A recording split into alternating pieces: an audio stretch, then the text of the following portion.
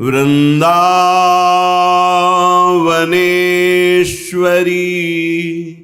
तवैव पदारविन्दम् प्रेमामृतैकमकरन्द रसौघपूर्णम् हृद्यर्पितं मधुपते स्मरतापमुग्रं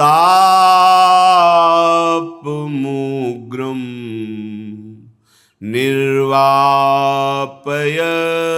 परमो शीतलमाश्रयामि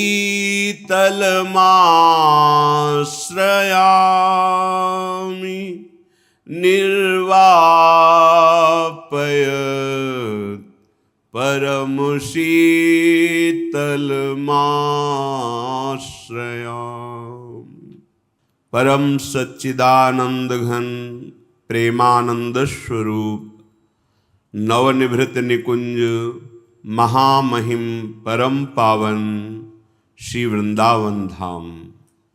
श्री वृंदावन धाम के लाडिले प्राणाराध्य श्री युगल सरकार श्री श्यामा श्याम जो समस्त हित परिकर निज परिकर। कोई भी मार्ग हो, जब तक हम सद आचरण, सद विचार, सद चिंतन ये स्वीकार नहीं करेंगे, तब तक न लौकिक सुख मिलेगा न पारलौकिक सुख। सुख की कामना से असत क्रिया, असत चिंतन, असत विचार ये ही हमारे पतन का मुख्य कारण है। हमारी दुख, अशांति, शोक ये तब तक मिटने वाले नहीं जब तक हम किसी भी मार्ग से चलें। शास्त्रों में बहुत से सिद्धांत मार्ग बताए गए हैं भगवत प्राप्ति के। भावानुकूल भगवान की प्रेरणा से जो मार्ग मिला हो, पर सिद्धांत सबका लगभग एक ही है। रसास्वादन की अलग अलग भाववृत्तियां हैं। सिद्धांत विषयों से पूर्णतः अर्थात क्रिया, चिंतन, विचार ये पूर्णतः होगा। त्याग, धर्मानुकूल विषयों का भगवद अर्पित करके सेवन करना, ये सब सिद्धांतों का सार है। ब्रह्मज्ञानी महापुरुष भी बिना भोग लगाए नहीं पाते, भले वो अपने आत्मस्वरूप का है, उनको भी देखा है। भक्त लोग तो भगवद अर्पित पाते ही हैं। ब्रह्मार्पणम ब्रह्मवीर ब्रह्माग्नो ब्रह्मणाहुतम ब्रह्मैवेत्येव गंतव्यम ब्रह्म कर्म समाधिना, ऐसे बोलते हुए ऐसे भगवद अर्पित करते हैं। धर्म विधान से युक्त, प्राण पोषण के लिए अत्यंत आवश्यक, जीवन निर्वाह के लिए शास्त्र संयम के अनुसार जो विषय सेवन किया जाता है वो भगवत प्राप्ति में सहायक होता है। जो शास्त्र विरुद्ध भगवत विमुख आचरण, केवल इंद्रियों का पोषण, वासनाओं का पोषण, यही सर्वनाश का मुख्य कारण है, यही अज्ञान है।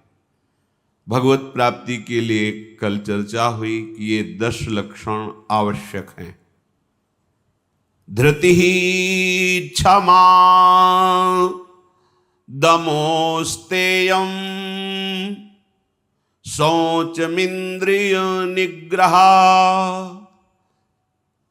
धीर विद्या, सत्यमक्रोधो, दशकम धर्म लक्षणम।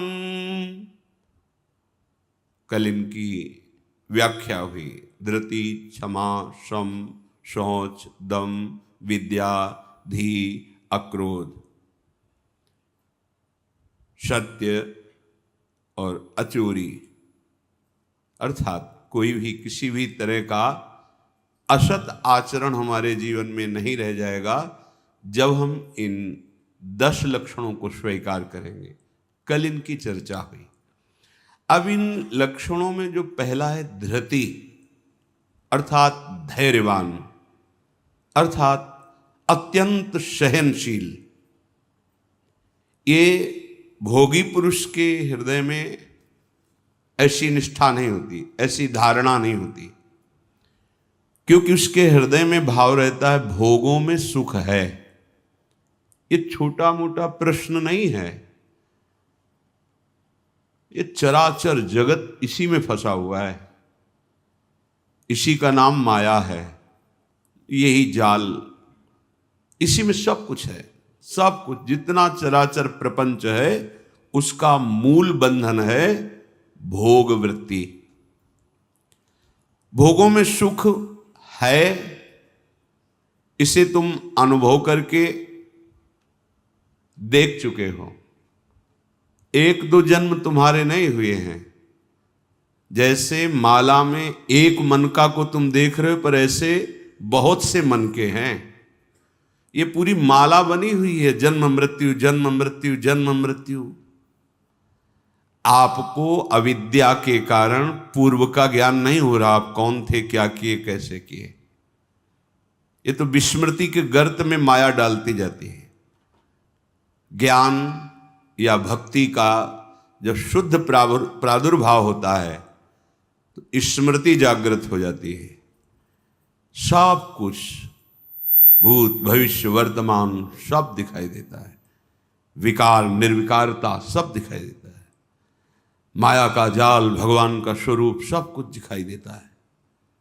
गीता का संपूर्ण उपदेश सुनने के बाद अर्जुन जी ने यही कहा था, नष्टो मोहा स्मृतिर्लब्धा। भूल गया था अपने स्वरूप को। आपके वचनामृत का पान करके अविद्या का नाश हो गया। अविद्या ही मोह है, स्मृतिर्लब्धा। भोगों में सुख है, ये तुम बहुत बार भोग करके देख चुके हो कि आपकी जो चाहत है वो पूर्ण नहीं हुई, मतलब नहीं है, नहीं है, पक्का नहीं। ये ऐसा माया का भ्रमात्मक जाल है, नहीं होते हुए भी हमें सुख का अनुभव हो रहा है। ये हमारी मलिनता का प्रतीक है। जैसे आप सिनेमा देखने जाते हैं, पहले आपको पता जो देखने जा रहे हैं वो केवल अभिनय किया गया है, नहीं, कहीं भी सत्य नहीं है। ना उसमें कोई मरता है, ना उसमें कोई किसी का दुश्मन होता है, ना उसमें कोई किसी का मित्र होता है। वो अभिनय कर रहे हैं, जैसा डायरेक्टर उनको प्रेरित कर रहे हैं, वो कहानी के अनुसार अनुभव, और कहानी लिखने वाले की एक कल्पना है, और पैसे देते हैं। आप 3 घंटे अमूल्य समय बर्बाद करते हैं और जाकर उसका सुख भोग की भावना से दर्शन करते हैं और बहुत गर्व अनुभव करते हुए निकलते हैं। क्या मिला हाथ में आपके? आप बड़े बुद्धिमान बनते हैं। 3 घंटे यदि नाम जप करते तो तुम्हारे साथ जाता, 3 घंटे श्रीमद् भागवत का पाठ करते, भगवत गीता का पाठ करते, रामायण का पाठ करते, ये महान प्रेम में रसवाणियों का पाठ करते, आपके जन्म जन्म की बिगड़ी सुधर जाती। आप कितने बुद्धिमान हैं। तो आप कहते मुझे लगता है, तो तुम्हें क्या लगता है? तुम तो ऐसी मूढ़ता से युक्त हो जिसमें कोई लाभ नहीं है, जिसमें केवल पतन ही पतन है, और आप उसको सुखपूर्वक पैसा दे करके आप देखना चाहते हैं। ताश खेल रहे हैं आप, क्या है इसमें? न स्वाद है, न लाभ है, हानि ही हानि, समय की हानि। समय से बढ़कर कोई वस्तु नहीं है। जिसने समय की कीमत पहचान ली वो भगवत प्राप्त हो ही जाएगा, क्योंकि समय की सार्थकता भगवान नाम स्मरण में है, सदाचरण में है, सदचिंतन में है। महापुरुषों के अनुभव को मान लो, तुम अपना अनुभव करके निर्णय नहीं कर सकते कि माया के भोगों में सुख है कि नहीं। जो ज्ञान संपन्न महापुरुष हैं वो वर्णन कर रहे हैं, कह रहे हैं भोगों में सुख वैसे ही नहीं है जैसे पानी में घी नहीं है। कर लो उपाय, मथ लो पानी को। पानी में जैसे घी नहीं, वैसे भोगों में सुख नहीं। बालू में जैसे तेल नहीं, वैसे ही भोगों में सुख नहीं। मृग तृष्णा के मैदान में जैसे एक बूंद जल नहीं, पर हिरन को दिखाई देता बहुत निर्मल जल भरा हुआ है, ऐसे ही तुम्हारी माया बुद्धि का अपहरण कर लिए है। ये भोग एक अग्नि है, तृष्णा कामना, कामाग्नि। इसमें आज तक कभी किसी को शीतलता प्राप्त नहीं हुई। महाराज पुरुरवा चक्रवर्ती सम्राट, ऐसे सुंदर, इतना वैभव, इतने पुण्यात्मा कि स्वयं भगवान नारायण की जंघा से प्रकट हुई देवी उर्वशी जी, जो अप्सरा कही जाती है, देवलोक की शान है। भगवान नारायण और नर को जब बद्री नारायण में तप परायण थे, तो उनको मोहित करने के लिए देवराज इंद्र ने बहुत सी अप्सराएं, गंधर्व, वसंत, काम, मलय, मारुत, इनको प्रेरित किया, जाओ इनके चित्त में क्षोभ पैदा करो। जब कोई क्षोभ पैदा नहीं कर पाए, तब बुलाया, काम, मलय, बसंत, तुम सब आओ, डरो मत। और अपनी जंघा में से एक आकृति खिंचाई, वे देवी उर्वशी प्रकट हो गई, महान सौंदर्य युक्त, कि काम भी मोहित हो गया देख के। बोले जाओ और देवराज से कहना कि तुम्हारी अप्सराओं में सम्राट है, अर्थात तुम्हारी अप्सराओं में इतनी ताकत नहीं कि हमारे चित्त में क्षोभ पैदा कर सके। वो उर्वशी जी पुरुरवा को प्राप्त हुई। अब तो पुरुरवा के पास क्या कमी थी? स्वस्थ शरीर, पुण्यात्मा, चक्रवर्ती सम्राट, और भार्या के रूप में, अर्धांगिनी के रूप उर्वशी जी, देवी उर्वशी, जिनके शरीर से सुगंध प्रकट होती है। मुख से जब अंतर की वायु निकलती तो ऐसा लगता है हविष्यान्न से जो स्वाहा किया गया है वो आहुति की धूप निकल रही, ऐसी दिव्यता जिनमें, केवल घृत का आहार करने वाली। क्या हुआ? उनकी अंतिम परिणाम स्थिति को जब उर्वशी जी अंतर ध्यान हो गई, समय होता है, फिर जो उनकी व्याकुलता, पागल हो गए। जब भगवत कृपा से उनको भगवान कृपा करते हैं, विवेक प्रकट करते हैं, तो उनको अरे कौन सा ऐसा भोग है जो देवराज इंद्र के पास ना हो, लेकिन तृष्णा और कामना पर क्या उन्होंने विजय प्राप्त कर ली। बड़े चरित्र हैं ऐसे। अगर सुख होता तो इनको प्राप्त ना हो जाता। एक अप्सरा स्वर्ग की आवे तो बहुत अच्छे इंद्रिय विजयी को भी क्षोभ पैदा करने की ताकत रखती है, और उनके वो स्वामी हैं। इसके पश्चात भी उनकी वासना, तृष्णा, कामना उनको जलाती है। जो महापुरुषों के अनुभव, उनको मान लेने से हमारा समय बर्बाद नहीं होगा और हम सत्य मार्ग में आगे बढ़ जाएंगे। भोगों में सुख नहीं है, ये एक अग्नि है जो क्रियाएं भोगों की करने से और बढ़ती है। पहला लक्षण था धृति, सहनशीलता, धारण करने की क्षमता, वो विषयी पुरुष में नहीं होती। हम तो ऐसा नहीं कर सकते। क्यों नहीं कर सकते? क्योंकि तुमने अपना चिंतन, अपना विचार, अपनी चेष्टाएं भोगों में लगा दी, इसलिए अध्यात्म शक्तिहीन हो गए। अब तुमको लगता है कि हम काम, क्रोध, लोभ, मोह, मद, मत्सर, ईर्ष्या, द्वेष, ये हम नहीं छोड़ पाएंगे। ये अध्यात्म शक्ति का ह्रास का तमाशा है। देखो, नवयुवक जहां ब्रह्मचर्य, बुद्धिमत्ता, विद्वता, नम्रता, सेवा पद्धतियां ये हृदय में पुष्ट होनी चाहिए, वहां व्यसन पुष्ट हो रहा है, दुर्वासनाएं पुष्ट हो रही, मलिनता बढ़ रही है। क्यों? क्योंकि भोग प्रधान बुद्धि हो गई। मूल कारण पतन का भोग में सुख है। अच्छी तरह समझो, ये भागवतिक लक्षण तभी उदय होते हैं जो कोई भोगों में सुख की आशा रखता है, वो परिणाम में निराशा, दुख, संताप, शोक, मृत्यु, ये लिख लो, यही मिलेगा हाथ में।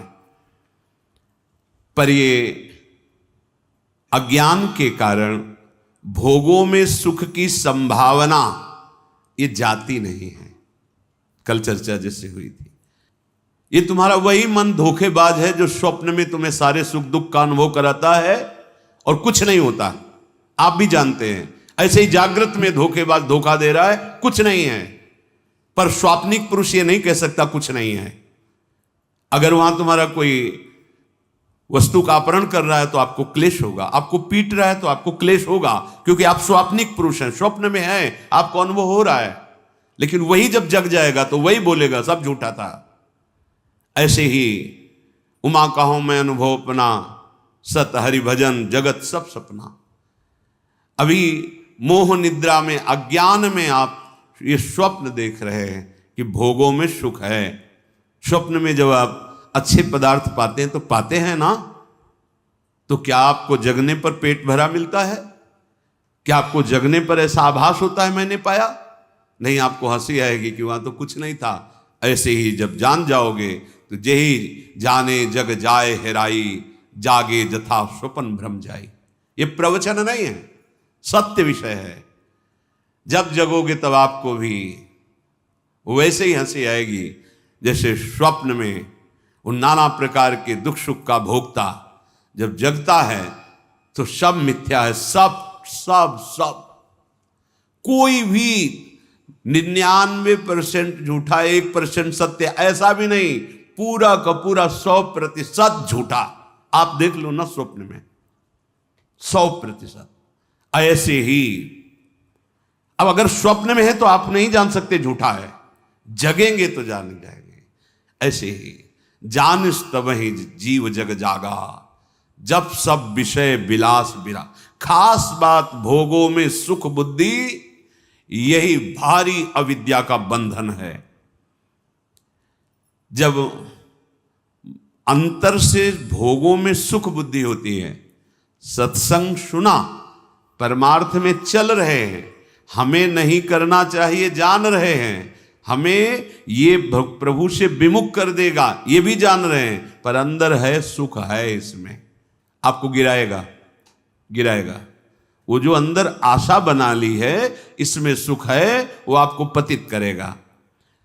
जब मनुष्य को भोगों में सुख की संभावना है तब उसकी एक वृत्ति होती है भोगों की प्राप्ति की लालसा, प्राप्त भोगों को भोगना और अप्राप्त भोगों के अर्जन में जीवन शक्ति लगा देना। जो भोगना चाहते हैं उसके लिए जीवन शक्ति लगा देना, प्राप्त भोगों को भोगना, केवल केवल व्यर्थ का जीवन। अभी समझ नहीं पा रहा, ध्यान से सुनना। भोग की वासना का पहला काम है मनुष्य के विवेक का अपहरण कर लेना, विवेक का अपहरण कर लेना। विवेक हटा तो बुद्धि असमर्थ हो गई। अब उसमें लड़ने की ताकत नहीं। जैसे कोई शराब के नशे में हो, वो बक बक करेगा पर उसमें सामर्थ्य नहीं रहती, शिथिलता होती है, गिर जाता है। यही बुद्धि की दशा होती। विवेक हटने पर ऐसा मोह छा जाता है, भ्रम छा जाता है, अविद्या छा जाती है कि वो शिथिल होती है, निर्णय ठीक नहीं कर पाती है। जिधर मन चाहता है उसको घसीट लेता है बुद्धि को और वहीं दस्तखत करवा लेता है। भले बुरे और भविष्य का परिणाम इनको भुला देना, यह काम होता है जब विवेक का अपहरण हो जाता है। क्या करना चाहिए क्या नहीं करना चाहिए खत्म, आगे इसका परिणाम क्या होगा यह भी खत्म, क्योंकि यह निर्णय विवेक करता है। साधन चाहे जितना आप अच्छा कर रहे हो, बहुत ध्यान देने योग्य महापुरुषों के वचन हैं। आपके हृदय में भोगों में सुख है ऐसा भाव बना हुआ है तो ये निषिद्ध भाव आपको संसार की तरफ ही ले जाएगा। आपको लगेगा मैं बहुत अच्छा साधक हूं, मैं चल रहा हूं। बहुत विचित्र गति, बहुत विचित्र गति है। जब भगवान कह रहे दैवी हेषा गुणमयी मम माया दृतया, भयानक परिस्थिति आई तो भाग पड़े, आपका हूं गुरुदेव, ये वो, चलो तन से मन से धन से इसकी सेवा करो, चलो हुई, फिर उसी भोग के कीड़े बनकर उन्हीं भोगों में। क्या जानते हो तुम, वो सर्वज्ञ जाता ले। बड़ी दुर्दशा है, बड़ी दुर्दशा इस अविद्या, अज्ञान, मोह, भ्रम ने कर दिया। देहाभिमानी जीव की बड़ी दुर्दशा है।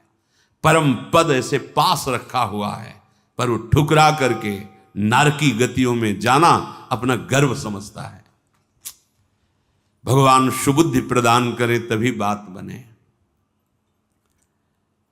वो जो भोगों में सुख है, ये भाव उपासक के, वो समझता है मैं बहुत साधन कर रहा हूं, कदम भ्रष्ट पतित मार्ग की तरफ बढ़ते हैं। उसको लगता मैं भगवान की तरफ चल रहा हूं। परिणाम स्वरूप उन कर्मों का फल भारी विपत्ति, बाधा और विक्षेप के रूप में खड़ा हो जाता है। अब चिंतन करो, दिल फेल हो रहा है, चिंतन करो, अब हाय हाय करो। भजन का समय नहीं, क्योंकि भजन का समय जब दिया गया ना, तो तुम भोगों की चिंतन में, भोगों के विचार में और भोगों की चेष्टाओं में लगे। आओ अब विपत्ति। बहुत बहुत सावधान। अब नित्य नए नए जैसे किसी वृक्ष में अंकुरण होते हैं, ऐसे ही तुम्हारे इस भोगों में सुख है, इस वृत्ति में नए नए किनगा निकलना शुरू हुए। ऐसे कुकृत्य कराने लगता है मन, ऐसी परिणाम स्वरूप दुर्गति और विपत्तियां मिलती हैं कि उसका तांता ही नहीं टूटता। एक तार कष्ट भोगने का, कर्म पर कर्म, कर्म पर कर्म बनता चला जाता है। वो बात करके देखो तो ऐसा लगता है बहुत बड़े विद्वान हैं, बहुत शास्त्रों का ज्ञान है, लेकिन शास्त्र का ज्ञान अपने मन, बुद्धि, चित्त, अहम को भगवद अर्पित करने के लिए है। बड़ी दुर्दशा है, इसे दुर्दशा कहते हैं। सोया हुआ पुरुष जगाया जा सकता है, जगा हुआ पुरुष सोने का नाटक जो करता है, बहुत बहुत मुश्किल होता है वो जग पावे। सब ज्ञान है और कर वही रहा है जो घोर अज्ञानी करता है। ऐसा ज्ञान किस काम का। भोग वासना, इच्छित भोग भोगने की चाह, ये सदैव भोगा आसक्त करके भोग भोगने का लोभ बढ़ाता रहता है। उपासक जो सुकृत करता है, भोगों की इच्छा करता है, तो उसे भोग मिलते हैं। जब भोगता है तो फूलता है, तिरस्कार हो, माया ने उसको तिरस्कृत कर दिया, रौंद दिया, और वो गर्व से फूल रहा है। मैं जो इच्छा करता हूं मिल जाता। क्यों? सुकृत जमा है उनका, भोग लो। जब इसका और पूर्व दुष्कृत का परिणाम आएगा तब तुम्हें पता चलेगा। अभी फूल लो। वो फूलता है गर्व में। अब उसका भोगों के प्रति बार बार भोगने का अभ्यास, बार बार उन भोगों के सानिध्य को, कि हम जितना इन भोगों को अपने समीप रखेंगे सुखी हो जाएंगे, लोभ और गर्व, ये दो दोष भारी मात्रा में बढ़ने लगते हैं। भोग वासना सदैव उसके चित्त को जलाती है, पर वो जान नहीं पाता कि इस जलन का कारण क्या है। भोगासक्त चित्त सदैव चिंताग्रस्त होकर जलता रहता है, विषाद युक्त रहता है, एक अव्यक्त भय सताता रहता है। कोई कारण भय का नहीं, पर कल्पनात्मक भय से वो पीड़ित रहता है। इच्छित भोग भोगने पर भी उसे भयानक चिंता जलाती रहती है। ज्यों ज्यों उसकी भोग कामना बढ़ती जाती है, त्यों त्यों वो आग, चिंता, विषाद, संकट, विपत्ति इस रूप में फैलने लगती है। और वो इतनी अधिक आग बढ़ जाती है कि भीतर ही भीतर जलता है, निकलने की गुंजाइश नहीं, रोता है, रास्ता नहीं पता। क्योंकि माया है, जिन भोगों को गले लगाया वही उससे विपरीत हो रहे हैं। इंद्रियां भोगने की चाह से प्रबल है, सामर्थ्य रहित होती चली जा रही है। मन विक्षिप्त होता जा रहा है, क्योंकि परिणाम गलत आएगा, गलत मार्ग में चल रहे हो। बिल्कुल बिल्कुल ऐसा ही है। अब उसके भीतरी जलन इतनी बढ़ जाती है कि वो अंदर जलता हुआ बस उसके समीप जो भी हो, द्वेष, द्रोह, क्रोध, बैर, हिंसा, पाप, इस रूप में बदल जाती हो जलन। उसकी कामनाएं इतनी बढ़ जाती हैं। अब जब तक सुकृत है तब तक तुम्हारी कामनाओं की पूर्ति हो रही। जिस दिन सुकृत खत्म हुए, अब प्रतिकूलता तो भारी क्रोध, हर कामना में बाधा तो भारी क्रोध, वो भारी पाप मार्ग में बढ़ जाता है। तुम्हें जो तन, मन, धन, शक्ति बल, बुद्धि बल, कोई पद, ये जो मिला है ना, ये भगवत सेवा करके उद्धार करने के लिए मिला है। गर्व में मत हो कि मैं इतने बड़े पद पे हूं। कोई पद नहीं तुम्हारा। अरे नहुष जी देवराज इंद्र के पद में थे, सो तो अजगर बन गए। अगर तुम अभिमान में हो कि हमारा कोई पद है, तो कितने वर्ष इस पद में बैठने वाला शरीर ही नहीं रहेगा, तो तुम्हारा पद कितनी देर रहेगा। इसलिए प्रभु के चरणारविंद का अगर हमें सानिध्य नहीं मिला, तो हर पद, धन, बल, बुद्धि, तन, मन सब व्यर्थ गया। बहुत ध्यान से सुनो, यही हम फंसे हैं। और हमको किसी ने फंसाया नहीं, हम जानबूझ के फंसे हैं, भोक्ता बनकर फंसे हैं। ये तुम्हारे पास जो कुछ है, ये सब उद्धार की सामग्री है, अपना उद्धार कर लो। फंसाने वाली सामग्री नहीं है, ये सब उद्धार की सामग्री है। बहुत सुलझने की बात। पत्नी, पुत्र, माता, पिता, परिवार, रिश्ते, नाते, जन समाज, देश, विश्व, ये तुम्हें कल्याण मार्ग में प्रशस्त होने के लिए मिला है। सब में भगवत भावना करके, हर चेष्टा भगवान को साक्षी करके, भगवत स्मरण करते हुए, भगवत अर्पित, तो सिद्ध महापुरुष को जो गति होती वही तुम्हारी गति होगी। बस इनका हम दुरुपयोग कर देते हैं, इसलिए हमारी दुर्गति हो जाती है। बड़ी सावधानी के साथ तन, मन, धन, शक्ति, बल, बुद्धि, पद, इसका सदुपयोग करें।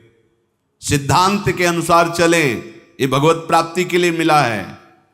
ये सरकारी व्यवस्था है, भागवतिक व्यवस्था है तुम्हारी। ये कोई शाश्वत व्यवस्था नहीं है। ये तुम्हें सत्कर्म करके भगवत प्राप्ति करने के लिए सब कुछ विधान बना दिया गया। तुम उसके स्वामी बन बैठते हो। मुनीम ही होता है। अगर वो मुनीम स्वामी बनने का, मालिक बनने का करेगा, तो वहां से भी हटा दिया जाएगा। और मुनीम है और स्वामी को स्वामी मानता है, तो सब सुविधाएं उसको मिलती रहेंगी।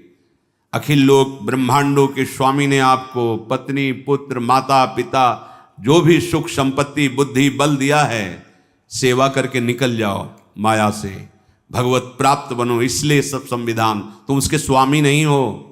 तुम अपने शरीर के एक रोम के स्वामी नहीं हो। भला रोक लो, एक रोम झड़ रहा, उसको वहीं रहने दो, तो तुम्हारा स्वामित्व, तुम्हारा बल देखे। तुम्हारा कोई बल नहीं है। एक महान बल से तुम संचलित हो, मानो या ना मानो। यंत्र में चढ़ा खिलौना कहता हम नहीं मानते कोई हमें नचा रहा है और नाच रहा है। तुम चाहते हो सुख, पर तुम्हें दुख क्यों मिल रहा है? तुम चाहते हो मरूं नहीं, तो क्यों मर रहे हो? तुम जो चाहते हो उसके विपरीत क्यों हो रहा है? तुम भगवान को नहीं मानते, तो है तो कोई ना जो तुम्हारी चाह को भी रौंद रहा है कोई। मान लोगे तो सिद्धांत से चलोगे तो मुक्त हो जाओगे। नहीं मानोगे तो एक दिन ऐसा आता है, अच्छे को मानना पड़ता है। अच्छे को रहे न रावण सम अभिमानी, हिरणाकश्यप सम वरदानी। ये माया उस मायापति की है। अगर उसकी शरण में नहीं गए तो कोई भी हो, शिव बिरंचिका मोहई कोई बपुरान। परिणाम जब आएगा तब एक, जब कोई नहीं दिखाई देगा तो लगेगा कोई है जो मुझे बचा सकता है। वो है भगवान, जो तुम्हारी अंतर्वृत्ति को एक एक देख रहा है। ये जो तुम्हें ध्यान से सुन लीजिए, बहुत लाभदायक बात है। तन मिला है, मन मिला है, धन मिला है, शक्ति मिली है, बल मिला है, बुद्धि मिला है, पद मिला है, ये सब भगवत प्राप्ति के लिए मिला है। भगवत प्राप्ति सेवा करके जो विधान है उसके अनुसार इसका सदुपयोग करके निकल जाओ माया से। सावधानी के साथ प्रत्येक इस मिली हुई वस्तु का सदुपयोग करोगे तो स्वामी तुम्हें देख रहा है, वो इनाम देगा, इस माया खेल से तुम्हें मुक्त कर देगा। यदि तुम सावधानी नहीं रखोगे और इसे अपना मानकर दुरुपयोग करोगे, शरीर को सत्कार्यों में न लगा करके पाप आचरणों में लगाना, धन को भगवत कार्यों में, परिवार की सेवा में, जो असहाय हैं, असमर्थ हैं, बीमार दिखाई दे रहे, जिनको आवश्यकता है उनकी सेवा में न लगाओगे तो ये भोगों में लगेगा, दुष्कार्यों में लगेगा, अभिमान बढ़ाने वाला, दोष बढ़ाने वाला बन जाएगा। ये दुष्कार्य तुम्हारा नाश कर देंगे। मन को यदि भगवत चिंतन में नहीं लगाओगे तो इसका कार्य है मनन करना, ये भोगों का मनन करेगा, दो ही है, या इधर या इधर, ये टिकाऊ है नहीं। जब तक साधना के द्वारा इसको निर्वासनिक नहीं किया जाता तब तक ये एकाग्र स्थित नहीं होता, ये चंचल है, चलता रहता है। अगर इसे भगवत चिंतन में नहीं लगाओगे तो ये विषय चिंतन में लगेगा, और विषय चिंतन का अंतिम परिणाम है नाश, पतन, बार बार दुख शोक संकट विपत्ति। जो तुम्हारे पास है बहुत मूल्यवान है, क्या? समय। सबके पास है ये, इससे बड़ा मूल्य कोई नहीं। फिर समझ लो, तुम 50 वर्ष के हो, पूरा जीवन धन कमाए हो, सब संपत्ति इकट्ठा कर ली, अब तुम्हारी अंतिम श्वास है, अब बढ़ा लो एक श्वास पूरी संपत्ति देके, नहीं बढ़ेगी, नहीं बढ़ेगी। इतनी श्वास कीमती है तुम्हारी कि 50 वर्ष की कमाई हुई वस्तु भी एक श्वास की कीमत के बराबर नहीं। फिर क्या? हाथ उठाए कहत हो, कहा बजाऊं ढोल, श्वासा खाली जात है जब 3 लोक का मोल। 3 लोकों की संपत्ति रख दे तो भी एक श्वास नहीं बढ़ेगी। ऐसी कीमती श्वास को राधा राधा राधा कह के क्यों सार्थक नहीं करते? ये समय बहुत मूल्यवान है, और इस मूल्यवान समय की जो वास्तविक फल प्राप्ति है वो है मन का प्रभु में लगाना। ये दोनों पर ध्यान रखो, समय और मन। समय बहुत कीमती है, उसकी सार्थकता मन के द्वारा प्रभु का चिंतन करना, क्योंकि मुखिया मन है, यही शरीर की चेष्टाओं का भी मुखिया है, यही चिंतन का भी मुखिया है। यदि तुम भगवत सेवा, दूसरों के प्रति भगवत भाव में रहकर सेवा, चाहे वो पुत्र हो, पत्नी हो, माता हो, पिता हो, तो यही समय और मन आपको दुखों से ऊपर उठाता हुआ परमानंद में स्थित कर देगा। और यदि आप व्यर्थ में खोओगे, प्रमाद में खोओगे, आलस्य करोगे, दीर्घ सूत्रता, अरे फिर कर लिया जाएगा, अभी कोई भजन का समय है, जीवन में अभ्यास भजन का नहीं किया है, तो चेहरा बताता है कि घोर विषाद, चिंता, दुख और वासनाओं के जाल में फंसा हुआ ये जीवात्मा कैसा तड़प रहा है। एक बार भी आनंद से प्रभु का नाम लेने की इच्छा नहीं रह गई। अभ्यास भोगों का किया तो उसी का चिंतन हो रहा है, उसी का चिंतन। फिर ऐसी योनि प्राप्त होगी जिसमें फिर क्लेश मिलेगा। बहुत सावधान, थोड़ा कड़ुआ लगेगा ये बातें, बहुत सावधान। व्यर्थ समय प्रमाद में खोगे तो पछताओगे। ये सब भगवत प्राप्ति का साधन है यदि सदुपयोग करोगे तो।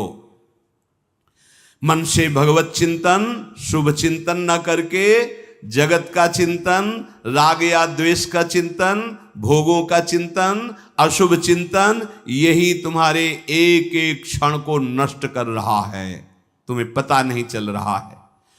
जो वस्तु प्रभु की सेवा में लगा दी गई वही तुम्हारी हो गई, असली बैंक में जमा हो गई। ध्यान से सुनो, जो जो तुम्हें सब सामग्री दी गई है वो भगवत प्राप्ति के लिए दी गई है। जो वस्तु प्रभु की सेवा में लग गई वो तुम्हारी हो गई। क्यों? क्योंकि जब तुम यहां से जाओगे तो जो वस्तु तुमने समर्पित की है वो भागवतिक बैंक में जमा हो गई है, और यहां जो पड़ी है माया रौन देगी, कोई अधिकार नहीं तुम्हारा। असंख्यो सामग्री रुपया पैसा जमा कर लो, तो जब आपका शरीर छूटेगा तो आपके पास कुछ नहीं। लेकिन जो वस्तु आपने भगवत सेवा में अर्पित कर दी, अब वो आपकी हो गई, क्योंकि भागवतिक बैंक में जमा हो गई। जो धन सेवा में, भगवत सेवा में, साधु सेवा में, समाज सेवा में, वो तुम्हारा हो गया।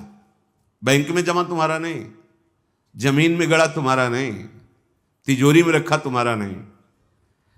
पक्का जो धन साधु सेवा में, भगवत सेवा में, समाज सेवा में, पशु पक्षी किसी की भी सेवा में निष्काम भाव से समर्पित, वो तुम्हारा हो गया, वो भागवतिक बैंक में जमा हो गया।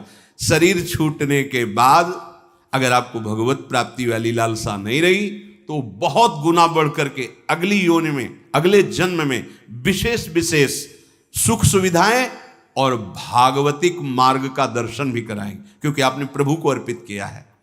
प्रभु में मानकर समाज सेवा की, पशु पक्षियों की सेवा की, संत सेवा की, गौ सेवा की, किसी की माता पिता परिवार, ये सब भगवत प्राप्ति के लिए है। जो धन सेवा में अर्पित हो गया वो तुम्हारा हो गया, असली बैंक में जमा हो गया। जो जीवन भगवत चिंतन में हो गया वही वास्तविक जीवन हुआ। अनंतों जन्म व्यर्थ चले गए। तुम्हारे द्वारा जितनी भी कमाई हुई वस्तुएं हैं वो एक भी साथ नहीं जाने वाली। उनके द्वारा जो चेष्टाएं हो रही वो भगवत अर्पित कर दी। जैसे हम अन्न कमाए, भोग लगाया, स्वयं पाया प्रसाद रूप से, अतिथि को पवाया, साधु को ये वास्तविक तुम्हारा हो गया। क्या? पहले भगवत अर्पित हुआ तो वो प्रभु के पास जमा हो गया, अब प्रसाद रूप से हम पा रहे हैं, कोई उसमें परेशान। अगर हम भोक्ता बने तो व्यर्थ जा रहा है, क्योंकि विषय भोग, विषय चिंतन, भगवत चिंतन तो है नहीं, तो हमारा जीवन भी व्यर्थ, वस्तु भी व्यर्थ, एक एक श्वास समय व्यर्थ। कितना भी बटोर लो, कितना भी संवार लो, इसका प्रतिफल नाश हो रहा है, क्योंकि अशाश्वतम, ये सब नाशवान है। इस नाशवान से शाश्वत पद प्राप्त कर लो। एक छोटी सी वस्तु जब भाव में भरकर आप प्रभु को समर्पित करते हैं तो प्रभु से बहुत बड़ी मान लेते हैं। हमारे प्रभु का स्वभाव ऐसा है। पत्रम पुष्पम फलम तोयम ये में भक्ता प्रति। देखो नाशवान वस्तु है ना। अगर एक चुल्लू जल भगवद अर्पण कर दिया, भगवान उतने में प्रसन्न हो रहे हैं। एक तुलसी दल ले लिया, एक फूल ले लिया, कोई फल ले लिया, और भगवान भाव में भरकर कहते हैं अश्नामी, मैं उसे खा लेता हूं। जैसे फूल सूंघने की वस्तु है, पर भगवान कर मैं पा लेता हूं, पत्ता पा लेता हूं, जल पा लेता हूं, फल पा लेता हूं। पत्रम पुष्पम फलम तोयम ये में भक्त्या, भक्ति भाव से जो भक्त अर्पित कर देता है भगवान कहते मैं उसे पा लेता हूं, वो शाश्वत हो गई। दो प्रकार की बैंक है, एक मायाकृत बैंक, एक हरि बैंक। हरि बैंक में वही वस्तु जमा होती है जो त्वदीयम वस्तु गोविंदम तुभ्यमेव समर्पय से होता है। ध्यान रखना, आपके द्वारा दी हुई वस्तु आपको समर्पित है, ये हरि बैंक में जमा हो गया। अगर आप निष्काम भाव से करते तो भगवत प्राप्त हो जाएंगे, सकाम भाव से करते तो आपको बहुत आगे बढ़ करके मिलेगी। और यहां जो बैंक में मायाकृत जमा है ये सब रद्द, शरीर छूटा सब व्यर्थ गया। मानव जीवन का एक एक क्षण इतना कीमती है कि उसके बदले में फिर कुछ नहीं है कि हम ये दे करके समय खरीद ले। तो ऐसे समय को केवल केवल महामहिमा में भगवान नाम स्मृति में लगाओ। सब चेष्टाएं हो रही, नाम जप कर रहे हैं, आपका बैंक बैलेंस बढ़ रहा है। एक एक नाम, जैसे कोई भूखा व्यक्ति एक एक कवल पाता है तो तुष्टि पुष्टि क्षुधा निवृत्ति होती जाती है, ऐसे ही एक एक नाम संसार से वैराग्य, अपने स्वरूप का ज्ञान और भगवान के चरणों में प्रेम, ये तीनों होते चले जा रहे हैं। पर जैसे बहुत भूख लगी हो तो दो चार कवल में और भूख बढ़ती नजर आती है, तृप्ति का बोध नहीं होता। आधे पेट होने के बाद फिर स्वाद और तृप्ति का अनुभव होने लगता है। फिर पूरा जब पेट भर जाता है तो कहना क्या है। ऐसे ही अभी हम थोड़ा भजन करते तो और जलन बढ़ रही है। यद्यपि वो संसार से वैराग्य, स्वरूप का ज्ञान और भगवत चरणारविंद में प्रेम ये प्रारंभ हो गया है एक एक नाम से। पर जब आप 24 घंटे में कम से कम 12 घंटे का ऐसा अभ्यास बने कि हम भगवत स्मरण परायण, तो आधा पेट मानो हुए, फिर आपको स्वाद मिलने लगेगा। अनर्थ की निवृत्ति होते ही आनंद का स्फुरण होने लगेगा। पर एक एक नाम व्यर्थ नहीं जा रहा, गिनो या ना गिनो। किसी को भ्रम रहता अगर माला से गिनेंगे नहीं तो व्यर्थ चला जाएगा। अरे भाई, गिनना तो आपके मन को लगाने के लिए है। नाम तो अविनाशी है। राधा राधा बोला, नहीं गिनोगे तो फल नहीं मिलेगा क्या? कुछ लोगों को भ्रम होता है अगर गिना नहीं तो फिर वो संख्या ऐसे ही चली जाएगी, लिखा जाएगा नहीं। अरे गिनना केवल मन को लगाने के लिए है। नाम महामहिमा है, गिनो या ना गिनो। अब प्रेमी जन गिनने में नहीं रहते। हाँ, प्रेमी जन तो श्वास प्रश्वास अपने प्रीतम के नाम का वर्तमान में स्वाद ले रहे, उसका और कोई फल नहीं चाहिए। ये जिह्वा पे राधा राधा चल रहा है, हमें सब कुछ मिल गया, बस यही चलता रहे, हम भूलूं ना। इतना स्वाद, इतनी महासुख की वृत्ति उदय होती है। सामने प्रियालाल हृदय आनंद की उफान में, जिह्वा पे नाम, अब उसे क्या चाहिए? जो क्षण चला गया वो लौटकर दोबारा तुम्हारे जीवन में नहीं आएगा। बहुत बड़ा घाटा। अगर खाली चला गया तो बहुत बड़ी हानि, बहुत बड़ा छिद्र, बहुत बड़ी दोष वृत्ति हो गई। जरा सा भगवत विस्मरण में अंतर, माया का प्रवेश। का हनुमंत विपति प्रभु सोई, जब तो सुमिरन भजन न होई। श्वास प्रश्वास लगातार भगवन नाम का अभ्यास, भगवत स्मृति। कहीं भी जा रहे हो, कोई भी कार्य कर रहे हो, किसी से भी कोई व्यवहार कर रहे हो, अंदर ही अंदर स्मरण, प्रभु का स्मरण न छूटने पावे। लाभ हरिवंश के नाम उच्चारण, लाभ इससे बड़ा कोई लाभ नहीं। राधा राधा हरि हरि, अगर नाम उच्चारण हो रहा अंदर, बहुत बड़ा लाभ मिल रहा है। 1 लाख रुपया 1 घंटे में कमा लिया और हरि को भूल गए, किस काम में आएगा? और 1 घंटे बाद शरीर छूट गया, 1 लाख रुपया कमा लिया है, हरि का नाम नहीं लिया, तो आएगा क्या हाथ? और 1 घंटे लगातार नाम जप किया है, भले हमारे पास लौकिक वैभव नहीं है, लेकिन ना तो संताप होगा, न शोक होगा, न चिंता होगी, न भय होगा। एक आनंद, और वो अनंत काल के लिए बैंक में जमा हो गया अविनाशी नाम। ये हमारी समझ में क्यों नहीं आ रहा? लाखों रुपया इकट्ठा कर ली, चिंता है, शोक है, भय है, नाना प्रकार की वासनाएं जल रहे हैं, लाभ क्या मिला? नाम चल रहा है, माना कि आपके पास उतना ऐश्वर्य नहीं है, यथा लाभ संतोष, जितना प्रभु दिए सन, पर आपका हृदय प्रफुल्लित रहेगा। भरोसा बहुत बड़े स्वामी का है और एक एक नाम आपका जमा हो रहा है। सदगुरुदेव भगवान एक दिन बोले थे, एक एक सेकंड का तुम्हारे हिसाब होगा। ऐसा नहीं कि तुम नाम जप कर रहे हो, उनके लिए जल रहे हो, कष्ट सह रहे हो, तो तुम्हें किसी को बताने की जरूरत है। एक एक सेकंड का हिसाब होगा और आप निहाल हो जाओगे। वो एक एक सेकंड आपको देख रहा है, आपके एक एक सेकंड की वृत्ति का हिसाब होगा। बहुत उदार दानी हैं हमारे प्रभु, अति उदार भी सुंदर। ऐसे मालिक के सेवक हो, वो एक एक सेकंड देख रहा है और तुम्हारा हिसाब करेगा। बाहर से नाटक करोगे, भक्ति का दंभ करोगे तो समय लगेगा। दंभ पूर्वक भी भक्ति की व्यर्थ नहीं जाती। झूठा खेले साचा हो, एक दिन ऐसा झटका लगेगा माया का कि अपने आप सच्चाई पे खड़े हो जाओगे। वो बहुत खिलाड़ी है, उससे बड़ा कोई खिलाड़ी नहीं। करो करो दम, करो नाटक। अब वो अपना नाटक विस्तार करेगा और ऐसी जगह खड़ा करेगा जहां कोई नहीं, तब पुकारोगे हे हरि, तो बोलेगे आ जाओ, हम तो पहले ही बाँह फैलाए बैठे थे, पहले ही। तुम तो हमें केवल निमित्त बनाकर भोगों के लिए तुम चल रहे थे, लेकिन अब असलियत में पुकारा, आओ हम तुम्हारे स्वागत के लिए खड़े हैं। झूठा खेल है ये, खेल ऐसा है, झूठा खेल है साचा होए। अगर झूठ से भी कोई भक्ति करने लगे तो सच्चाई में भगवान उसे भक्त बना देते हैं। हाँ, जो कोई भक्ति करे कपट से उसको भी अपनाऊं, साम दाम और दंड भेद से सीधे रास्ते लाऊं। साम दाम दंड भेद सीधे रास्ते लाऊं, नकली से बनाऊं असली। यही मेरे मन में छड़ी भगत मेरे मुकुट मणि। मैं हूं भक्तन को दास भगत में। कितने कृपालु स्वामी है। एक राजा का सरोवर था बहुत बड़ा, तो उसमें वो अपने मन आह्लाद के लिए रंग बिरंगी मछलियां पाले हुए थे। कभी कभी कोई मछुआरा, तो उन्होंने आदेश कर दिया इस सरोवर से जो मछली पकड़ेगा उसे मृत्यु दंड दिया जाएगा। अब तो कोई जाता नहीं, बहुत मछलियां रंग बिरंगी को।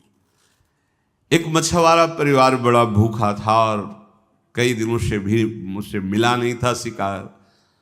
तो उसने देखा यहाँ कोई रखवाले तो रहते नहीं है, मृत्यु दंड का आदेश है, हम जल्दी से लिया भाग जाएंगे। और ढेर सारी मछलियां बड़ी बड़ी। वो गया, जाल फैलाया, मछली समेट ही रहा था कि राजसवारी दूर से घोड़ों की टाप धूल देखा। अरे ये तो अब क्या करें, भागते हैं तो दिखाई देंगे, बंदी बना लिए जाएंगे क्योंकि वो घोड़े में है। उसको लगा कि साधु बन जाना अच्छा है, बहुत बढ़िया उपाय है। फौरन कपड़ा सा उतारे और रजली पूरे शरीर में पोत ली, और वो तो साधु का बैठ गए। जाल उसी जल में छोड़ दिया, ऐसे छुपा दिया, शांत से बैठ गए। वो राजा निकल रहे थे तो देखा सरोवर पर कोई परमहंस बैठे हैं। बोले हो भाग्य। दूर ही अपने सब राजशोभा को रोक दिया, सैनिकों को रोक दिया, नंगे पैर पाग उतार करके आए, साष्टांग दंडवत की। धीरे से हल्की आंख खोल, वो तो भयभीत है कि मृत्यु दंड मिलता। रत्न आदि सामने रखकर, पर वो आंख खोला नहीं तो उसने समझा महाराज ध्यान में, विक्षेप नहीं पहुंचाना चाहिए, चुपचाप चला गया। जब घोड़ों की टाप दूर ऐसे जाते हुए वो चले गए तो आंख खोला तो देखा रत्न आदि हीरे आदि। तो उसने विचार किया, कर्म तो मैं वो कर रहा था कि मुझे मृत्यु दंड मिलता, लेकिन साधु वेश का सहारा लिया तो मुझ नीच अपराधी को राजा प्रणाम किया और ये रत्न रख के गया। ये जब मैं नकली भाव रखा तो ऐसा हुआ, यदि मैं असली में साधु बन जाऊं तो क्या होगा। अब मैं ना अपने घर जाऊंगा, ना आज के बाद कभी मछली मारूंगा, अब मैं सच्चा साधु बनूंगा। बना दिया। जो कोई भक्ति करे कपट से उसको भी अपनाओ, पर काहे को समय बर्बाद करोगे। आपको भगवान ने सत्संग दिया है तो आप सच्चे मार्ग के पथिक बनो। श्वास प्रश्वास तुम्हारी खाली न जाने पावे। जब तक तुम्हारा मुख भोगों की ओर है, मुख का तात्पर्य अंदर से है, अंतर ही अंतर, तुम सब साधन कर रहे हो, लेकिन तुम्हारी विश्राम स्थिति मन मानता है भोग में। क्या खाने को मिलेगा, हाँ हर्षित हो गए। क्या भोगने को मिलेगा, हर्षित हो गए। मतलब आप अभी भोगों के सन्मुख हैं। अंतर की बात देखना। जब तक तुम्हारा मुख भोगों की ओर है तो तुम कह रहे हो कि हम भगवत मार्ग के पथिक हैं, भगवत मार्ग में चल रहे हैं, पर तुम चल भोगों की ओर ही रहे हो, प्रभु की ओर एक कदम नहीं चल रहे हो। जैसे कई बार सत्संग में बताया है कि ये बिहारी जो हैं, आप मुख इधर करो छठी करा की तरफ और दौड़ लगा दो, तो आपका हर कदम बिहारी जी से दूर होता चला जा रहा है। आप बहुत चल रहे हो लेकिन विपरीत चल रहे हो, तो आप बिहारी जी से दूर होते चले जा रहे हो। और ये मार्ग है, लेट जाओ और लेट कर चलो तो समय आएगा पहुंच जाएंगे, क्योंकि आप सही मार्ग में चल रहे हो। आप ऐसे सोए सोए चलो, एक बार लेट गए 10 मिनट फिर लेट गए, फिर एक बार उठे फिर लेट गए, आप पहुंच जाओगे, क्योंकि सही मार्ग है। समझो, भाव समझो। यदि आप भगवत सन्मुख हैं तो आपकी चाल धीमी होगी तो भगवान मिल जाएंगे, और आप भगवत विमुख हैं, भोगों के सन्मुख हैं, तो दौड़ लगा लो। हर कदम आपका प्रभु से दूर होता चला जाएगा, आपको दूर करता चला जाएगा। यही भेद उपासक नहीं समझ पाता और पूरा जीवन लगा देता है। बहुत ध्यान देने का विषय कि आप समझते हैं परमार्थ के पथिक अपने को और चाल है भोगों की तरफ, तो हर कदम आपको प्रभु से दूर करता गया और आप कर रहे 50 वर्ष से मैं चल रहा हूं लेकिन मंजिल नहीं मिली, क्योंकि मंजिल की तरफ आपका मुख ही नहीं था। आपका मुख था मंजिल के विपरीत, जो प्रतिकूल से वर्जनम स्थिति होनी चाहिए, वहां अपने अनुकूलता देखी और चल पड़े भोगों की तरफ। तो फिर क्या होगा? आप यही को कहते हैं आकर कि 20 वर्ष से मैं साधन में हूं। क्या साधन में हो? बहुत दौड़ने वाले हो, बहुत दौड़ाक हो, लेकिन विपरीत दौड़ रहे तो फायदा क्या हुआ? अरे धीमी भी चाल हो लेकिन अनुकूल चाल हो तो मंजिल पास है, दूर नहीं है। ये बहुत समझने की बात, बहुत समझने की बात। यही गलती हमसे होती है। महापुरुषों द्वारा स्वादनीय शास्त्र जिसकी जय घोष करता है, ऐसे नाम का अपमान कर रहे हो। तुम्हारे कदम किधर हैं? किधर है कदम तुम्हारे? तुम्हारी चाल किधर है? पहले देखो ना। अरे सन्मुख होए जीव मोई जमही, जन्म कोट यज्ञ नाश होते। मेरे प्रभु कहते हैं करोड़ों जन्म के पाप उसी क्षण नष्ट कर देता हूं जब सन्मुख होते। सन्मुखता का मतलब समझो, अंदर ही अंदर भोगों को विश्राम मान रहे हो, भोगों को सुख मान रहे हो, मान प्रतिष्ठा को जीवन का लाभ मान रहे हो, तो आपके सम्मुख कौन है? प्रभु हैं या मान प्रतिष्ठा है या भोग है या संसार है? क्या वेश रख लेना प्रभु की सन्मुखता होती है? क्या उद्देश्य क्या है तुम्हारा? उद्देश्य सन्मुखता होती है। उद्देश्य बहुत बार कहा है, उद्देश्य को आप ठीक कर लीजिए। एकादश स्कंद श्रीमद् भागवत में तितिक्षु ब्राह्मण की कथा है।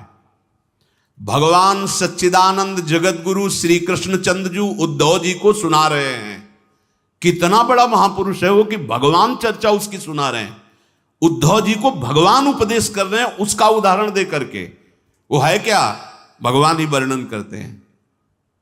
पूर्ण संसारी आदमी, एक भी कोई धर्म कर्म नहीं, महान कंजूस, न परिवार को सुख देने वाला न शरीर को सुख देने वाला, बस कमा कमा के रुपया जमा करने वाला। परिणाम क्या हुआ? भारी विपत्ति। देवताओं ने बाधा पैदा कर दी, क्योंकि जब धर्म विहीन आचरण, सब संपत्ति नष्ट होना शुरू हो गई। परिवार वालों ने त्याग दिया, कमाने लायक नहीं रहा, बूढ़ा शरीर। अब उसे होश आया, अब उसने निश्चय किया। देखो देखो, बूढ़ा है, कोई साधन नहीं किया। अब उसने निश्चय किया कि समस्त देवता साक्षी हैं, मैं आज समझ गया कि मेरा कोई नहीं, मेरा कुछ नहीं। अब जितना जीवन बचा है मैं श्री भगवान को अर्पित करता हूं। अब मैं अपने आत्मस्वरूप प्रभु में स्थित होकर हर कष्ट सहूंगा, किसी से कोई भी आशा नहीं रखूंगा, चाहे मान करे या अपमान। न राग करूंगा न द्वेष करूंगा, निरंतर भगवत स्मृति में रहूंगा। उसी समय महापुरुष बन गया और भगवान उसकी महिमा वर्णन कर रहे हैं। जब सहनशीलता की बात आई तो उद्धव से कह रहे हैं, उद्धव तुम्हारा कोई गला पकड़ करके धक्का मार के निकाल दे, तुम्हारे ऊपर थूक दे, लघुशंका कर दे, पीटे, गाली दे, बांध दे, तो भी तुम सह जाना। बाहरी कोई सहयोग मत लेना, अंतर के विवेक के द्वारा अपने को बचा लेना। तो उद्धव जी ने कहा, प्रभु बहुत कठिन है, नीच पुरुषों द्वारा किया हुआ अपमान असहनीय हो जाता है, ये कैसे हो सकता है? तब प्रभु तितिक्षु ब्राह्मण की कथा सुनाते हैं। क्या साधना की थी इसने? भगवत सन्मुख हुआ, महापुरुष हो गया। सन्मुख होए जीवमय जबहि, जन्म कोट यज्ञ नाश होते वही। आप कहोगे मैं सन्मुख हूं, अंदर देखो। जब कोई अपमान करता है तो तुम्हारे सामने कौन होता है? सन्मुखता किसकी होती है? व्यक्ति की या प्रभु की? जब तुम्हें सुख मिलता है तो सन्मुखता किसकी होती है? प्रभु की या वस्तु या पदार्थ या शरीर की? अगर वस्तु पदार्थ शरीर है तो विमुख हो, अगर प्रभु हैं तो सन्मुख हो। दोनों परिस्थिति में, मान और अपमान में, स्तुति और निंदा में, लाभ और हानि में, जय और पराजय में तुम्हारे सामने कौन है? अगर तुम्हारी दृष्टि में प्रभु हैं तो सन्मुख हो, फिर उसका परिणाम होगा महाआनंद। आनंद ही आनंद, आनंद ही आनंद, शोक का स्पर्श नहीं होगा। देख लो, तुम सन्मुख हो कि विमुख, खुद अपनी पहचान कर लो। अगर आपके अंदर सामने वस्तु व्यक्ति स्थान है तो विमुख हो। वस्तु व्यक्ति स्थान में विचरते हुए भी आपकी आंतरिक दृष्टि में प्रभु हैं तो सन्मुख हो। प्रभु से विमुख होकर बहुत दौड़ लगा रहे हो, बहुत वर्ष हो गए अपने कहते परमार्थ के पति को, तो आप दूर हो। ये बहुत अच्छी बात, बहुत अमृतमयी बात लगी। हम लोग भुलावे में अपने समय को नष्ट कर देते हैं। तुम्हारे उद्देश्य बदलने की ठीक नहीं हुई तो चाहे जितने गुरु बदल लो, ऐसा नहीं। कई लोग पूछते हैं ऐसे, गुरु बदलने वाली बात नहीं होती है, मन बदलने वाली बात होती है। हमारा उद्देश्य बदल जाए तो सर्वत्र गुरुदेव बोल रहे हैं, अखंड मंडलाकारम व्याप्तम, जहां से वाणी मिले मेरे गुरुदेव बोल रहे हैं। गुरुदेव कोई सीमित शरीर वाले हैं, पर हमारा मन है, मन सोचता है बाहर के बदलाव से शायद अंदर सुधार हो जाए। नहीं, अंदर उद्देश्य के परिवर्तन से ही सब कुछ परिवर्तित हो जाता है। ये भोगों में सुख है, ऐसी भ्रांति, ऐसी धारणा, ये तुम्हें भगवान के सन्मुख होने ही नहीं देगी। इसीलिए बड़े भाग पाइप सत्संगा, बिना ही प्रयास होई भव भंगा, बिना ही प्रयास सन्मुख, भगवान के सन्मुख हो गए, संभाल लेंगे योगक्षेमम भाव में हम। बस तुम्हें मुंह मोड़ने की जरूरत है, बस गलत दिशा की तरफ मुंह मोड़ के, और बहुत बलवान बन के दौड़ रहे हो तो प्यारे हर कदम तुम प्रभु से दूर होते चले जा रहे हो। तुम्हें लग रहा है मैं बहुत दौड़ रहा हूं, और दिशा गलत पकड़े है, दौड़ रहे हो, अपने को बहुत दौड़ाक समझ रहे। सही दिशा में चलो, आराम से चलो, पहुंच जाओगे। क्यों? बहुत नजदीक है वो सही उद्देश्य रखने वाले के लिए। बहिरंतस्य भूतानाम अचरम चरमेव च सूक्ष्मात् तद विज्ञेयम दूरस्थम चांतिके न तत्। अगर निराभिमान होकर पुकार दो तो चलना ही नहीं, वो वहीं गले लगा लेगा आके। ये चलाया इसलिए जाता है कि दौड़ करके थक जा और फिर पुकार, आत्मसमर्पण कर दे, अब चलने लायक नहीं रहा तो गिरते गिरते वो संभाल लेगा तुम्हें, तुम गिर नहीं पाओगे। पर अपने हार नहीं पाते ना, अपबल तपबल और बाहुबल, चौथो बल है दाम, सूर किशोर कृपाते सब बल हारे को हरि नाम। यही हार के लिए दौड़ लगाई जाती, लगाओ। नहीं तो अगर सतमार्ग के साधन नहीं करोगे तो असाधनों में दौड़ शुरू हो जाएगी। नहीं तो भगवान केवल आर्त भाव से पुकारने से आते हैं। हाँ, बिन रोए किन पाइया प्रेम प्यारा। जैसे प्यासे को कुछ नहीं सुनाई देता, बस पानी मिले। जैसे डूबने वाले को वायु चाहिए, श्वास चाहिए, ऐसे ही हमारे हृदय में प्रभु चाहिए, मुझे प्रभु चाहिए। अब दरस बिन दुखन लागे नयन, जब से तुम बिछुरे पी प्यारे कबहु न पायो चैन। अब नहीं, अब जीना मुश्किल हो रहा, बस हो गए। असाधनों के त्याग के बिना ये बात नहीं आती। बहुत बहुत अमृतमयी बात है। लाखों चलने वालों में ये बहुत बड़ा दोष रोक देता है। लाखों चलने वालों में जो चल नहीं रहे तो असंख्यों हैं, उनमें जो चल रहे हैं तो लाखों चलने वालों में ये दोष भयानक बाधा खड़ी कर रहा है। भोगों में सुख है, बहुत बड़ी बात, ये बहुत बड़ी समस्या है। इसलिए करें कि इस मार्ग पर चलने वाले उपासक देखते हैं, एकमात्र केवल हमें भगवत विमुख करने वाली यही वृत्ति है, भोगों में सुख है। ये एकांतवास, तीर्थयाटन और विविध प्रकार की साधनाएं, ये सब है, पर तुम्हें पवित्र नहीं कर सकती। कब तक? जब तक आंतरिक भोगों में सुख है, ये बात है तब। भारी अपवित्रता ये बैठी हुई है भोगों। बता रहे कि यही जीवन का सब पूरा मतलब चिंतन का सार है कि उन्नति में, लौकिक और पारलौकिक उन्नति में यही एक सबसे बड़ी बाधक वृत्ति है। भोगों में सुख है, ये आशा। आस की पास नहीं तोरी जानी, ये आशा नहीं काट पाते, पूरा जीवन व्यतीत हो जाता है। वो बलिहारी गुरु चरणों की, वो अहम के किले को विध्वंस करके, शुभ अशुभ दुर्ग विध्वंस बल, तब जयति जयति जग उच्चरे, विनाश कर देते हैं। जो बाधाएं सामने नष्ट कर देते हैं, वो बस गुरु भगवान की शरणागति हृदय से तो भगवत सन्मुख वो कर देते हैं। जब जयंत अपराध करके भगाला तो प्रभु श्री राम जी का वो जो शीख से संधान किया हुआ वो त्रिभुवन में भगाया, कहीं उसको ठौर नहीं, जैसे सुदर्शन चक्र जी ने दुर्वासा को भगाया।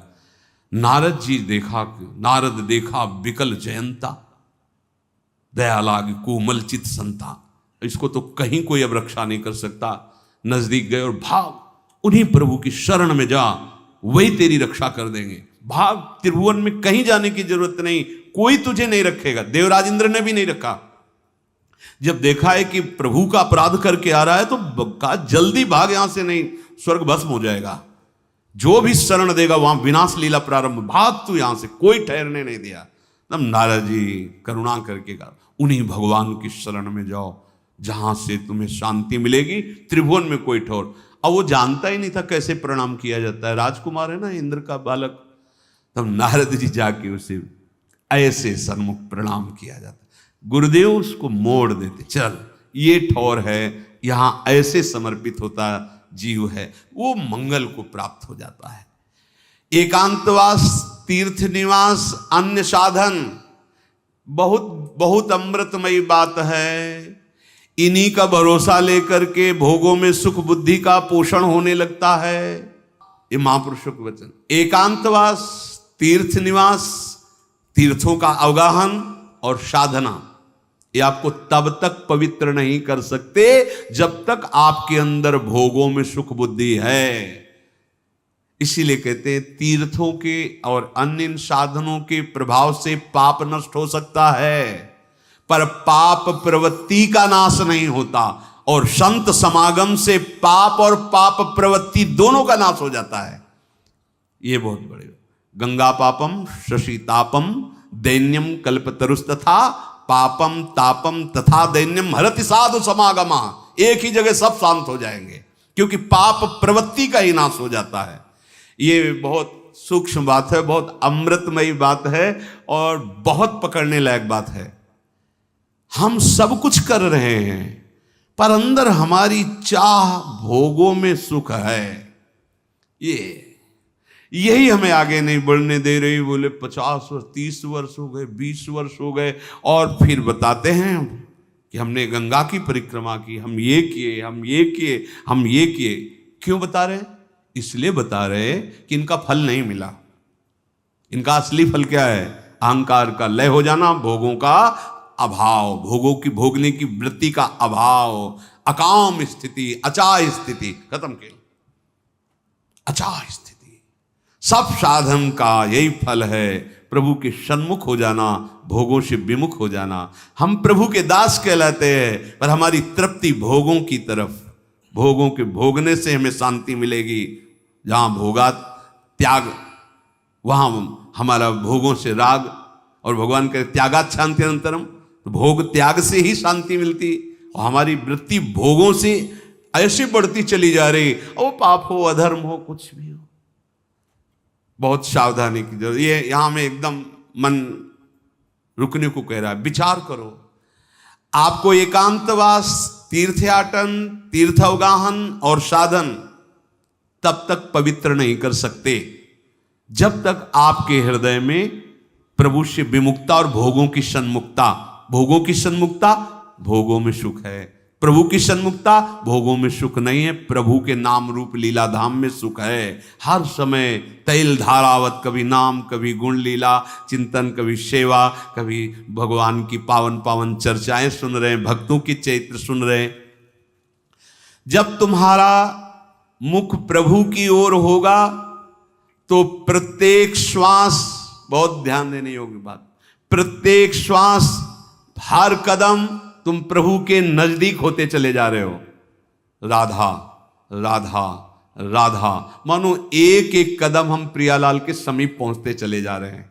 ये मत सोचो कि गणना, अंक या तो ही हम, नहीं, हर श्वास हम प्रभु के नजदीक पहुंचते चले जा रहे हैं। पक्का पक्का, इसमें कोई संशय नहीं। बोले कितने जपें, हमको इससे लेना देना नहीं।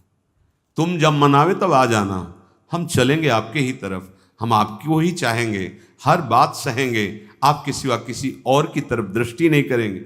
वो मिले मिलाए हैं, उनको देर नहीं लगती मिलने में, हमें समिटने में देर लगती। सबकी ममता ताग बटोरी, इसमें हमें देर हो रही। और अगर एकदम एकाग्रता प्रभु की तरफ हो जाए, एक ही आशा, एक ही भरोसा, एक ही बल, ये कभी कहना नहीं पड़ता कि आप दर्शन दे दो, वो हटते ही नहीं। वो जैसे भ्रमर पुष्प के पराग से लुभावित होकर, ऐसे ही हरि प्रेम देकर उसी प्रेम पराग का पान करते हैं। भक्तों के हृदय में अपना प्रेम देकर उसी प्रेम पराग का पान करते हैं। प्रभु प्रदत्त ही प्रेम है और उसी का स्वाद लेते। सुतीक्ष्ण जी प्रेम पुलकित हो रहे और भगवान वृक्ष की ओट से उनके दर्शन करके प्रेम दशा देखकर आह्लादित हो रहे हैं। देख रहे हैं, हर समय प्रभु देखते हैं अपने भक्त को। देखना, जब तुम, अब देखो पहचान बता रहे हैं कि भगवान के सन्मुख हो, जब तुम प्रभु के सन्मुख होगे तो तुम देखना तुम्हारा उत्साह बढ़ेगा। कभी कभी सत्संग में कहते हैं कि अब उस आनंद की उमंग को कैसे बताएं। ऐसा समझ लो जैसे किसी का ब्याह तय हो गया हो संसारी पुरुष का, और उसके मनोनुकूल पत्नी मिल गई हो, और वो कितना फूला फूला घूमेगी। या माँ के इकलौते बेटे का ब्याह हो, फिर वो कैसे फूली फूली सबका स्वागत आनंद।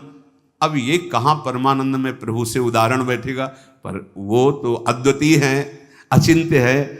ऐसे ही चंद्र शाखा न्याय जैसा कि डाल के एक हाथ ऊपर देखो चंद्रमा दिखाई दे रहा है। अद्भुत फूलन, अद्भुत उत्साह। जिस समय भगवत सन्मुख होगे ना, एक ऐसी उन्मत्तता, एक ऐसे आनंद की उमंग, उसके लिए ललचाओ। जो तुम खोज रहे हो इधर नहीं है, वो इधर है। परमानंद, विज्ञानानंद, क्या क्या भगवान की उस आनंद को महापुरुषों ने सजा करके, बहुत सुख में, परमानंद में। निश्चित निश्चित हम कई बार कहा है कि अगर इस ऐसा कुछ होता तो हम कह जरूर देते, भले हमारी कमी होती कि हमारी कमी के कारण नहीं, पर हम कह देते, पर सच्ची कहते हैं। वो उसी आनंद का ये जितना ये आनंद का जो क्षेत्र माना गया शरीर है, भोग है, इसकी तो दशा देख रहे हो। आनंद का स्वरूप प्रभु में। ज्यों ज्यों तुम्हारा प्रभु सन्मुख होकर कदम बढ़ेगा तो तुम्हारे अंदर अद्भुत आनंद, अद्भुत उत्साह, अद्भुत उत्कंठा और एक दिव्य शक्ति। ये भी बात, एक दिव्य शक्ति तुम्हारे अंदर, दैवी संपदा बढ़ने लगेगी, एक अलौकिक शांति रहेगी, दुख सुख में एक समानता का भाव आ जाएगा। कोई भी भोग तुम्हें प्रिय नहीं लगेगा। नहीं खान पान ते भावे है, नहीं कोमल वसन सुहावे है, सब विषय लगे ते खारा है, हरि आशिक का मग न्यारा है। संत जन देखते ही ऐसे लगेंगे जैसे स्नेह संबंधी जन मिलते हैं। अच्छा अच्छा, ऐसे संतों को देखते ही मन नाच पड़ेगा। आज तो हो भाग्य भगवत सन्मुख का, आज तो हो भाग्य, हमें साधु समागम मिला, हमें संत जन मिले। तुम्हारी विलक्षणी एक स्थिति होगी, कोई भी द्वंद्व तुम्हें स्पर्श नहीं कर पाएगा। निराशा, चिंता, भय, विषाद, कामना, वासना, ये सब क्षीण होने लगेंगी। केवल भगवत सन्मुखता। जब तक तुम भगवान की तरफ पीठ किए हो और संसार भोगों की तरफ मुख किए हो, तो तुम कुछ भी कर लो, तुम्हें सुख शांति मिलने वाली नहीं। जितना जितना तुम भोग संग्रह, धन वैभव एकत्रित करोगे, उतना ही अशांत और चिंतित और शोकित होते जाओगे। ये महापुरुषों की बात है, देख लो अपने हृदयों को। जितना तुम भोगों की तरफ बढ़ोगे, परिणाम में ये दोष तुम्हारे अंदर आएंगे। जैसे भगवत सन्मुखता, तो कैसे जाने भगवत सन्मुख है? तो बोले ज्यों ही तुम भगवत सन्मुख होगे तो तुम्हारा एक एक क्षण नवीन उत्साह, नवीन उत्कंठा, दिव्य शक्ति और दैवी संपदा, शांति, समता, वैराग्य, प्रेम और संतों को देखकर अपार सुख। ऐसा ये भगवत सन्मुखता का लक्षण। अब यहां बता रहे, चाहे जितना तुम धन वैभव भोग एकत्रित कर लो, भगवत विमुख हो, तुम्हें कभी सुख शांति नहीं मिल सकती। भगवत विमुख का लक्षण क्या है? भय, विषाद, चिंता, राग, द्वेष, वैर, अशांति, द्रोह, दंभ, पाखंड, परिग्रह, हिंसा, कामना, वासना, ममता, दुर्गुण, दुर्विचार, भयानक दुख, ये भगवत विमुख के लक्षण हैं। जो भगवत सन्मुख होता है एक भी उनके हृदय में नहीं होते। ये जांचो जांचो, अंदर जांचो। भगवत विमुक्ता का लक्षण, मूल लक्षण भोगों में सुख है, इसी में सारे दोष बैठे हुए हैं। और जहां भगवत सन्मुख हुए तहां तुम्हारा प्रतिपल नवीन उत्साह, नवीन उत्कंठा, दिव्य शक्ति, दैवी संपदा, शांति, समता, वैराग्य, प्रेम, समस्त द्वंद्वों से छूट करके एक अद्भुत आनंद और संत समागम जीवन बन जाएगा। देखो राधा बाबा पूर्ण महापुरुष हैं, कोई उनको जानना थोड़ी साधन साध्य के विषय में, पर आपको ध्यान होगा जब ऋषिकेश में उनके गांठों में बहुत दर्द, वात रोग के कारण, तो वो अपने निजी जन से कह रहे थे भाई मुझे सत्संग में पहुंचा दो। वो सेवा करते करते शायद श्रमित हो गए होंगे या जो भी, तो उन्होंने बाबा की इस बात का सपोर्ट नहीं किया। बहुत बार कहने पर तो बाबा कहा कि आप ये जानते हो कि हम जा ही नहीं पाएंगे। उन्होंने कहा आप जा ही नहीं पाओगे क्योंकि आपकी गांठ, बोले ऐसा नहीं। फिर जो बाबा ने अंदर बात की, वो जो लिखा था कि भगवान श्री कृष्ण से प्रार्थना की कि प्रीतम मुझे इतनी सामर्थ्य केवल दे दो कि जहां से सत्संग सुनाई देता वहां तक मैं पहुंच जाऊं, और एक बांस डंडा उठाया और बाबा घसीटते हुए वहां गए। इस बात का बहुत प्रभाव पड़ा हृदय में कि इनको कोई साधन साध्य विषयक अब जानकारी की आवश्यकता नहीं, पूर्ण महापुरुष हैं, संपूर्ण हैं, उनमें कोई भी। लेकिन ऐसे महापुरुष होते हुए सत्संग की इतनी प्रियता, वो देखो लिखा है साधु सम, एकदम आनंदित हो गए कि आज तो मुझे साधु समागम मिला। ये भगवत सन्मुख का लक्षण, विमुख का नहीं, भगवत सन्मुख का लक्षण। तो हम अपने को जबरदस्ती मुख मोड़ना होगा। अगर हम इसी जन्म में परम कल्याण चाहते हैं, इसी जन्म में सुख चाहते हैं, मुख मोड़ना हो। जबरदस्ती शब्द लिखा है, जबरदस्ती मोड़ना, हटो हटो। जैसे है ना कि अब जिस तुम कगार पे खड़े हो, भारी दरार पड़ गई है, जबरदस्ती हटो नहीं तो गिरने वाले हो, धारा में तुम बह जाओगे, डूब जाओगे। ऐसे ही तुम्हारी वही दशा है जैसे हरी हरी घास खा रहा है बकरा और बकरी से सहवास कर रहा है और बड़ा सुख का अनुभव कर रहा है, पर वो कसाईवाड़े में बंद है। वो ये नहीं जान रहा कि अब की नंबर हमारा आ रहा है गड़ासा चलने का, वो नहीं जान पा रहा है। इसी प्रकार आप खान पान, शौक, मौज मस्ती, परिवार, सांसारिक सुख भोग रहे हैं, पर आपको पता नहीं कि काल के कसाईवाड़े में है। मौत का गड़ासा वो बिल्कुल तैयार किए हुए है, बस समय की देरी है, नंबर आपका ही है। सावधान। इसीलिए करे जबरदस्ती भगवत सन्मुख करो अपने मन को, अपने तन को, अपनी वाणी को, अपनी चेष्टा को। कोई उपाय नहीं है बचने का। आपको दिखाई दे रहा क्या है, तो भयभीत कर रहे हैं, आप देख ही नहीं पा रहे हो, भय तो तांडव मचा रहा है। देख लो, ऐसे जरा सी भूमि हुई, हजारों लोग मकान के नीचे दब के मर गए। ऐसे जल में उफान आई, एक लहर आई, प्रांत का प्रांत नष्ट कर दिया। क्या क्या लीलाएं हो रही प्रकृति की, माया की। हमारा भी तो नंबर आएगा ना कोई तो आएगा, काल का रूप, कहीं ना कहीं कोई रोग, कोई घटना, कोई, और हम मस्त हैं जैसे बकरा हरी हरी घास खा रहा है। ऐसा उसको लग रहा है हम बड़े सुखी, ये पता नहीं अगला नंबर हमारा है। तुमको बिना सूचना दिए, बिना राय के तुम्हारी मृत्यु तुम्हारा नाश कर देगी।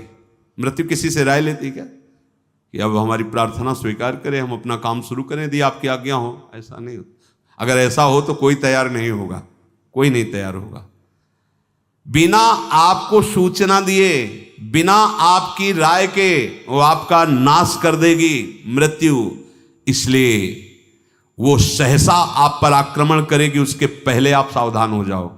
अब वो कब करेगी कुछ पता नहीं है, इसलिए आपको अभी से, इसी सेकंड से सावधानी करनी है। क्या? एक एक वृत्ति को कृष्णाकार कर दो, प्रियालाल के चरणों में लगा दो। बुद्धिमान उपासक सावधान, तुम्हारी जन्म के साथ ही मृत्यु पैदा हो चुकी तुम्हारी।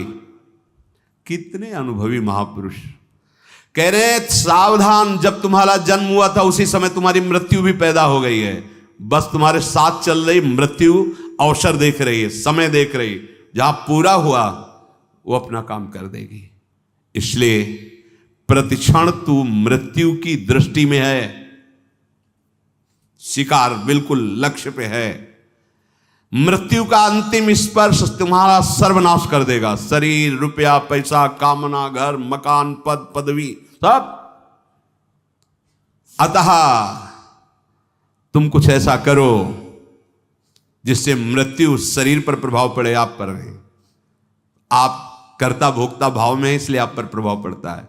वो क्या है? इस चक्र से सदा छूट जाने के लिए एकमात्र सब ग्रंथ, सब संतों, सब पंथ का निर्णय है सतत भगवत भजन, सतत भगवत चिंतन, प्रभु के आश्रित होकर प्रभु का भजन। शिष्य जागे। श्री राधा वल्लभ लाल की।